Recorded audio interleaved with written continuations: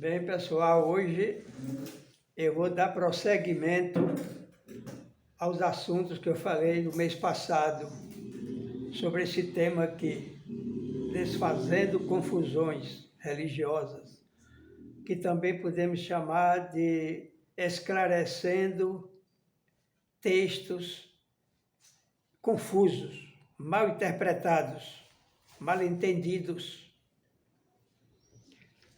Semana passada, aliás, no mês passado, eu abordei sobre a Bíblia, sobre a comunicação com os espíritos, sobre a ressurreição e mais outros. Hoje, tenho que complementar porque existem outros temas, outros textos também muito citados, muito confusos, muito mal interpretados, principalmente pelos adversários da doutrina, que aplica esses textos contra a doutrina. O primeiro deles é a crença no diabo, Satanás. Tem muitos irmãos nossos de igreja que falam mais em Satanás do que em Jesus. E nós sabemos que diabo e Satanás são palavras abstratas. Agora, demônio, sim, é palavra concreta. Porque diabo é a soma do mal. É a energia pesada que está sobre o planeta. Satanás, por sua vez, significa tentação. Essa tentação pode ser por espíritos obsessores, desencarnados, ou aqui encarnados. Por exemplo, Mateus 16, 23 tem um exemplo muito bom para saber que a palavra Satanás, que vem de Satã, quer dizer tentação, e não um espírito real, mas a tentação do espírito ou da pessoa. Então Jesus diz a Pedro, quando Pedro quer tentar fazer com que ele desista da missão dele, fugir para não morrer crucificado. Isso é uma tentação, porque era a missão de Jesus, era essa. Então Jesus disse a Pedro, afasta de mim, Satanás, que tu não sabe o que está falando. Então, claro que Jesus não estava xingando ele de diabo, de Satanás, mas estava apenas dizendo, tu está me tentando. Agora, demônio, sim, é espírito. É espírito assim, ainda não cristão, ainda ligado no mal. Viu? É espíritos assim, tanto aqui encarnado como do outro lado da vida. Porque quem é mau e demônio aqui, encarnado, continua demônio do outro lado. Então, o demônio é espírito. Portanto, é palavra concreta que existe o demônio. Agora, diabo e Satanás não, são palavras simbólicas. Primeira Epístola de Pedro 5,8, o apóstolo escreveu assim, o diabo anda rondando por aí procurando quem atanazar. Hoje em dia se interpreta assim, espíritos maus andam procurando pessoas ainda não preparadas para poder tentar.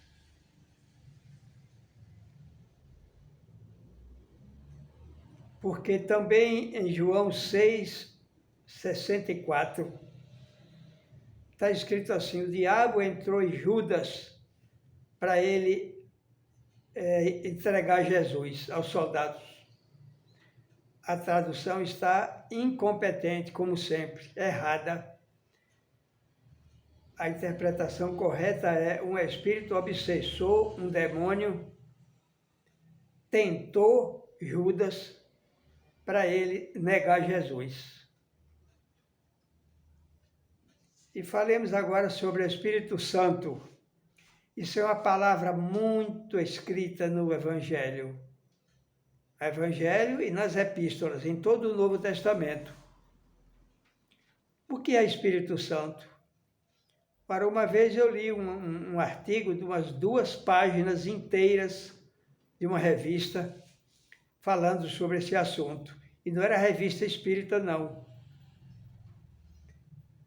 O autor do texto dizia que foi procurado toda a pesquisa para saber de onde vem essa palavra, por que que a igreja inventou essa palavra e não foi descoberto.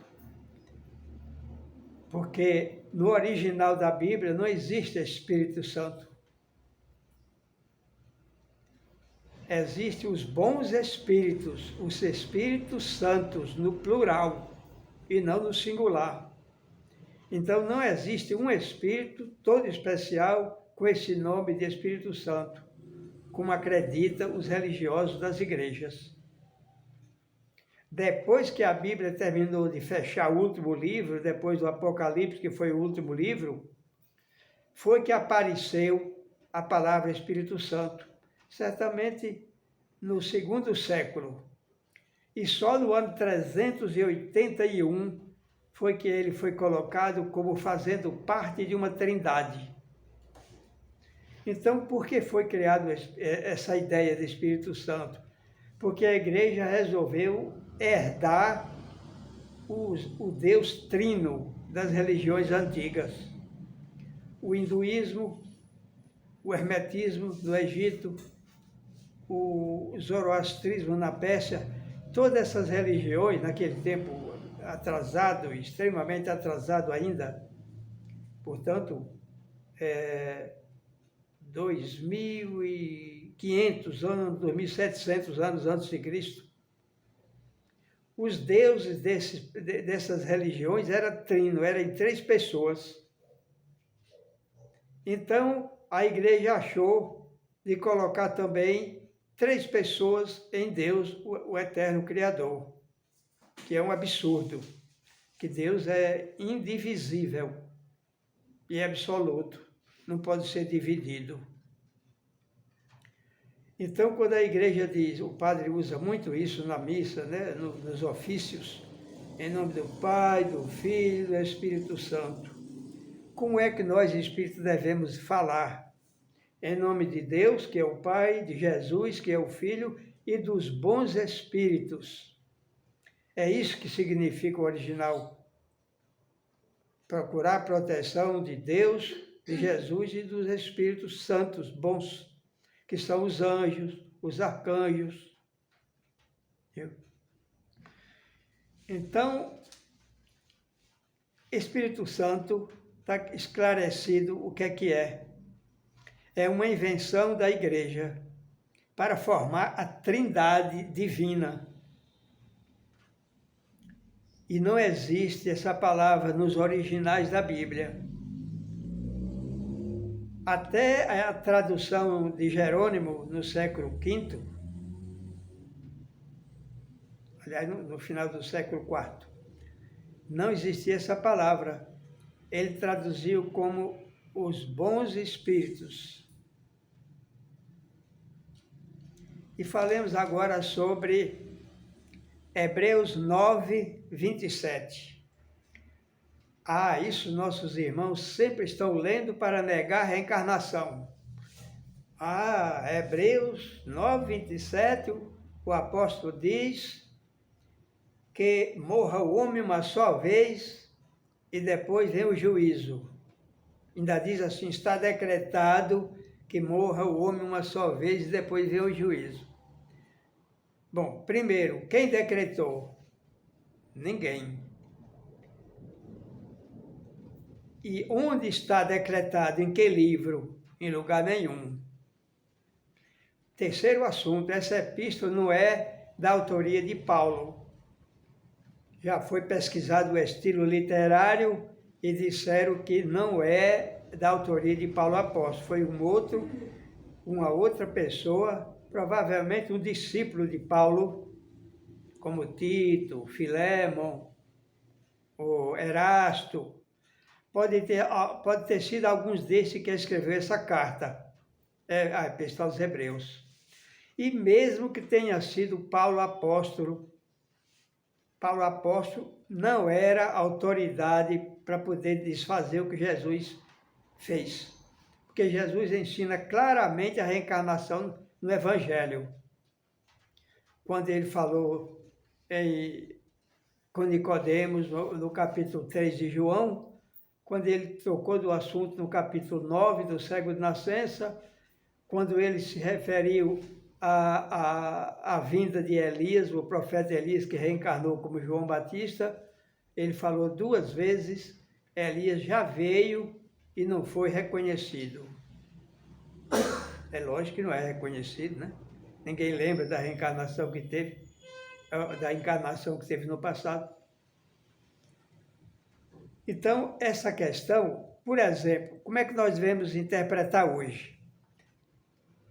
Da seguinte maneira: o corpo humano só morre uma vez, porque o homem vem da palavra humus, terra, porque o corpo vem de terra, da terra. Então, o corpo humano morre só uma vez. Na próxima encarnação, pega outro corpo, torna a morrer só uma vez. Agora, dizer que morra o homem no sentido de não reencarnar, dizer que morra o homem uma única vez, isso aí é o contrário de todos os ensinamentos das religiões antigas e comprovado e repetido por Jesus. Portanto, Paulo não poderia negar essa verdade. E agora a gente vai falar sobre a fé. A fé é outra coisa muito confusa, a interpretação sobre fé. Porque existe a fé verdadeira e existe a fé cega. A fé cega é apenas uma crença. Apenas confiar na autoridade de alguém, sem conferir, sem estudar, que é o que acontece muito nas igrejas. Acreditar que o que o Papa escreveu, falou, é isso mesmo. O que o padre falou, o que o pastor falou, é isso mesmo. Isso se chama fé cega. Agora, a fé verdadeira é aquela que Jesus fala, aquela que transporta a montanha. Qual é essa fé? É um conhecimento interno, é uma intuição, é a pessoa ter certeza de uma coisa que não está vendo, ou nem se lembra, mas sabe que existe. Por exemplo, a fé dos apóstolos, que entregaram a vida por Jesus, viveram com eles e não acreditavam que ele ia ressuscitar, mas como ele ressuscitou, então ele tinha certeza que existe a salvação que Jesus prometeu. Então, isso é fé legítima. Porque tem a fé ressuscitada, a raciocinada, que Kardec colocou. Essa é a fé intelectual. É a pessoa estudar, pesquisar para poder acreditar. Então, 3 tipos de fé. A fé confiança, que é uma fé fiducial, ou fé cega. A fé verdadeira, que é o conhecimento interno. E a fé intelectual, que é a fé raciocinada. Existiu uma questão logo no início. O apóstolo Tiago escreveu na sua epístola 2,17, dizendo: a fé sem obras é morta. E Paulo apóstolo havia escrito dizendo o contrário, no capítulo 3 da Epístola aos Romanos. Ele disse: é pela fé que somos justificados e não pelas obras. Parece uma contradição, mas não é. É porque Paulo estava se referindo às obras de Moisés, às obras da lei antiga. Enquanto Tiago está falando, a fé sem obras é morta, essas obras é as obras cristãs do Novo Testamento. Quer dizer, o amor, a caridade, o perdão, o diálogo, a amizade, a bondade e assim por diante. Todas as virtudes que Jesus exige. Isso é que é as obras que Tiago está falando. Por isso Tiago está certo. E Paulo também está certo, porque ele está se referindo que não somos justificados pelas obras de Moisés. E a fé, no começo do cristianismo, no primeiro século, era sinônimo de nova aliança. Dizer assim, aceita a fé, vai acreditar em Jesus, era sinônimo de dizer, aceita as propostas de Jesus e se torna cristão. É isso que significava a fé, e não apenas acreditar numa coisa assim, incerta, muito diferente. Vamos falar num assunto muito polêmico e até perigoso para a gente tratar dele, viu? Homossexualismo. Existe um preconceito sexual que vem de longe, desde os tempos de Moisés. O livro de Levítico, o livro da lei de Moisés, fala que maldito que será morto o homem que dormir com outro homem. Então vem dali a origem da homofobia, quer dizer, de ter horror aos homossexuais. Paulo apóstolo, 1 Coríntios 6, 9 a 10, ele confirma isso, dizendo: nenhum viciado entrará no reino de Deus. Então ele colocou na lista desses vícios os efeminados. Ora, Paulo apóstolo, então, era homófobo também. Ele era contra o homossexualismo. Por quê? Porque naqueles tempos tinha razão de ser. Ninguém conhecia bem a causa. Achava que isso aí é um costume, que a pessoa tem culpa nele. Não sabia que isso aí vem de outras encarnações.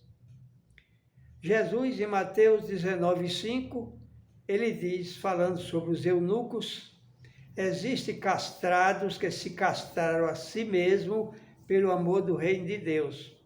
E existem aqueles que vêm de outras vidas. Não foi assim que ele falou, mas ele deu o motivo de se interpretar desse jeito. Porque ele disse, aqueles que estão castrados pelos homens e aqueles que são castrados por si mesmo, quer dizer, os celibatários, que ele queria dizer. Um momento aí, a palavra na Bíblia usa a palavra eunuco, né? Aí, eunuco. Aí diz assim, há eunucos que são eunucos de nascença. Exato. Há eunucos que são eunucos porque os homens o fizeram tal. Quer dizer, alguém castrou. Exato. Porque os reis, eles castravam os seus criados para poder eles ficarem mais suas filhas e não... Os eunucos, na época de Jesus. E a terceira coisa, e há eunucos que são eunucos porque se fizeram assim pelo reino de Deus. Que são os sacerdotes. Que são aqueles celibatários. Inclusive a igreja é celibatária, sempre foi até hoje. Só que os evangélicos não são celibatários. E os eunucos que Jesus falou eram aqueles efeminados ou homossexuais que guardava, vigiava o palácio dos reis. Então Jesus se referiu a eles. Porque, por exemplo, não é um defeito causado de propósito por essa vida, mas uma espécie de dívida kármica, ou então uma escolha. Porque hoje em dia, nós, em vez de homossexuais, devemos usar a palavra nossos irmãos de sexo diferente. Viu? E merece o mesmo respeito e atenção de qualquer outra pessoa. Não se pode discriminar ninguém por causa disso. Mas isso é um tabu que já pegou na cabeça de muita gente e considera sempre como uma coisa indigna e que não é aceita por Deus. Inclusive, a maioria dos evangélicos tem essa ideia assim, inteiramente contrária. E assim as mulheres também que são homossexuais, que eles chamam de lésbicas. Por que essa palavra? Porque a primeira mulher que foi descoberta que era assim, chamava Safo, lá na Grécia, antes de Cristo. Então ela nasceu na cidade de Lesbos, na Grécia, e por isso tem até hoje o nome de mulheres lésbicas. Nós temos hoje 17 milhões de homossexuais no Brasil. Viu? Inclusive, pessoas famosas, muito famosas e respeitadas na história, como foi Leonardo da Vinci, Rafael Sanzio, Botticelli, William Shakespeare, inclusive 4 papas, Sisto IV, Paulo II, Júlio III e Leão X. De acordo com o professor Rodrigues Silva, que é um estudioso do assunto, esses papas eram homossexuais. E aqui no Brasil nós temos pessoas importantes, respeitáveis, que são homossexuais. O cantor Aguinaldo Timóteo, Ney Matogrosso. Viu? Fora do Brasil nós temos o cantor Henrique Martim. E mulheres também, como foi a cantora Cássia Eller e a famosa Roberta Miranda. E outras, que eu não estou lembrado no momento os nomes. Portanto, essa é uma questão que deve se tratar dela sempre para poder combater esse hábito, essa discriminação contra nossos irmãos.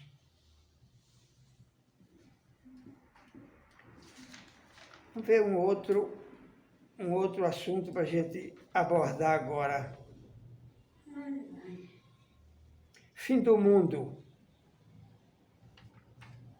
O que é o fim do mundo? Muita gente acredita que o fim do mundo é uma espécie de terremoto que acaba com tudo, estoura com tudo e acaba. Nada disso.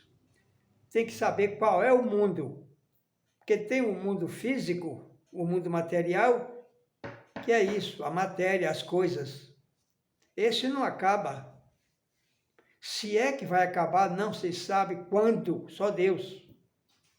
O mundo que tem que se acabar e vai se acabar, já está próximo, é o mundo divino, o mundo regenerado, o mundo feliz.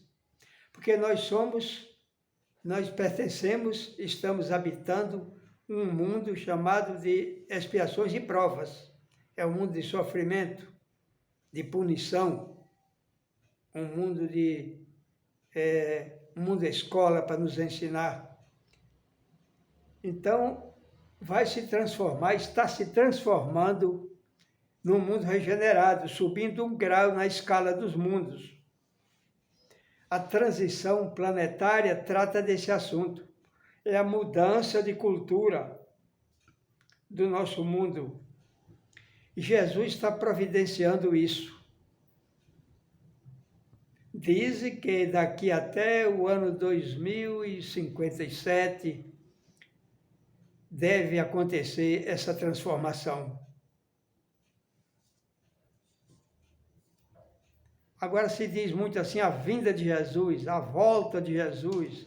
Jesus em breve voltará, Jesus está voltando. E na verdade já está voltando mesmo há tempo, há muitos anos. É porque essa volta de Jesus não é que ele está num lugar e vem para cá. Não é isso. É o trabalho dele. É aquilo que ele prometeu, vir separar o joio do trigo. Separar o bem do mal. Como? Realizando a transformação da terra e dando motivo para a Terra se transformar em mundo regenerado. Isso que é o chamado fim do mundo, tão perigoso, tão mal interpretado por tanta gente. E agora vamos tratar outra vez da Bíblia. Porque o mês passado eu tratei do assunto, mas eu falei sobre a história da Bíblia, a composição, a filosofia, o controle, a manipulação política, que a Bíblia foi escrita mais como um jogo político do que um livro teológico. Viu? Hoje nós não temos mais necessidade de ficar citando provérbios, salmos, Eclesiastes, porque nós temos hoje a doutrina cristã pura, esclarecida, sem parábola, uma linguagem atual, de forma que não há necessidade alguma de se estar citando passagem de Bíblia do Antigo Testamento. E também do Novo Testamento, porque no Novo Testamento só os Evangelhos e o Apocalipse é que podemos chamar de palavra de Deus, porque são palavras de Jesus. Não é afirmando que Jesus é Deus, mas que ele é representante de Deus. Por isso o ensinamento dele vem do céu. As epístolas, Paulo, Tiago, João, Judas, Pedro, estas epístolas também hoje, em nossa época, já estão desatualizadas. Não é mais tempo de ficar citando epístola. Só algum texto que ainda estão atuais. E esse que a gente cita só para confirmar os ensinos de hoje. Porque já estão inteiramente desatualizados. Porque as epístolas do Novo Testamento já têm 2000 anos. E hoje a doutrina cristã está interpretada racionalmente pelos espíritos superiores, de forma que não há mais necessidade de se ficar recorrendo às epístolas escritas naquela época. E qual é o valor positivo da Bíblia? Agora eu vou falar do valor real, que não devemos desprezar por causa que ela é o museu do cristianismo. Ela é um livro histórico. Ela registra a história nossa, da nossa evolução, como que a gente começou e como estamos, aliás, como a gente começou a adorar a Deus, a ver as coisas espirituais naquelas épocas. Então, ela tem esse valor histórico como registro. E nós precisamos ler pelo menos uma vez para ver como que eram as coisas naquela época e guardar como no museu. Por exemplo, você não vai no museu de máquina de escrever para comprar uma máquina para datilografar. Você vai ver como era o modelo, como eram as primeiras máquinas. E também porque hoje em dia a máquina está aposentada. Também não se vai no museu de carro comprar um carro para sair com ele. Se vai para ver como foram os primeiros carros, os modelos, a forma. Então, com essa comparação, dá para entender muito bem o valor histórico da Bíblia como um livro que registra a história do cristianismo. Mas não para ser utilizado hoje como se fosse coisa atual.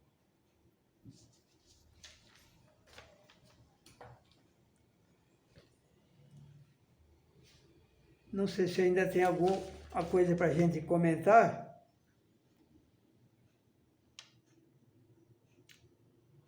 Não, já falamos sobre esses assuntos hoje. Então, como o tempo está suficiente para a gente ir mais longe, precisamos falar que a maioria de nós tem tendência de segurar as coisas antigas. Tem uma tendência de ficar grudado no passado. Isso é normal para a gente desgrudar das ideias antigas que a gente herdou dos pais, dos avós, dos tetravós e muito mais atrás, que vem de longe, para se desligar dessas ideias, desses ensinamentos, precisamos fazer esforço. Precisamos nos atualizar, ler, nos informar, procurar informação com quem entende, para poder se desgrudar do passado, da velharia. Assim como o caso, por exemplo, do sábado, que eu falei o mês passado. É um costume, uma lei judaica daquela época, feita para os judeus. E os judeus daquele tempo, e até hoje, tem muita gente que ainda está ligado no sábado, querendo guardar o sábado, dizendo que é lei de Deus. Então, é outro exemplo da gente se grudar no passado, questão do sábado. Porque para entender desses detalhes, desses assuntos que eu estou abordando, precisa ter competência, precisa ter conhecimento de religião, e não conhecimento parcial, conhecimento de ler 10, 20, 100 ou 200 livros e achar que já conhece. É coisa para quem passou a vida inteira preocupado com essa questão, estudou e continua estudando e leu de tudo. Fez um estudo chamado Estudo Comparado de Religião. Quem não fez isso não pode abrir a boca e criticar e interpretar de qualquer maneira os textos da Bíblia. Precisamos estar atualizados com isso. E é por isso que o Espiritismo exige muito dos espíritas. O Espiritismo só permite que alguém venha atrás da mesa para esclarecer doutrina se ele fizer todos os cursos. Quer dizer, não aqui no interior, nas pequenas casas espíritas, mas nas federações espíritas estaduais, como na FEESP, a Federação Espírita do Estado de São Paulo, que eu me formei nela. Eu pensava, quando eu entrei lá em 1984, eu achava que eu sabia tudo, porque eu já tinha lido mais de 600 livros na época, e achava que conhecia a religião. Eu estava muito enganado. Por quê? Porque frequentava mestres falsos, incompetentes. Quando eu conheci o Espiritismo, foi que eu vi que uma nova luz se abriu para um novo horizonte, para ver que a coisa não é bem assim como se interpreta nas igrejas. Inclusive, quando eu cheguei lá, pediram para eu fazer um curso preparatório de 6 meses, para depois fazer um curso básico de Espiritismo, depois fazer um curso de Educação Mediúnica e, por último, fazer um curso de expositor, para saber como falar em público, coisa que os atores de teatro e de cinema todos fazem. Todo esse preparo o Espiritismo exige nas capitais, nas cidades, nas federações espíritas do Estado. Eu tive que fazer tudo isso para poder eles me dar um papel, uma folha amarela, escrita: autorizo fulano fazer a palestra tal, e assinar e carimbar, para poder levar a folha quando chegar na casa espírita e dizer: olha, eu estou autorizado para falar sobre esse tema. Quem autorizou? A Federação Espírita. É assim que se guarda a verdade sem deturpação. Se não tiver um grande preparo, vai falar água com água, falar miolo de pote, como nossos irmãos falam tanta bobagem interpretando os evangelhos. Isso aqui não é bem uma crítica, que eu não tenho nada a ver com isso. Eu estou alertando para que as pessoas se preparem para não cometer esses erros. Porque cada um dá o que tem. É muito comum a gente ver pessoas sem nenhum preparo intelectual falar, parecendo um grande orador, e aí quem conhece o assunto vai escutar e ver que está falando muita bobagem. Para eles estão falando a verdade. Porque falta o devido conhecimento da matéria. E, por enquanto, eu acho que está bom. O assunto está encerrado por hoje. Eu agradeço a presença e vamos ficar por aqui.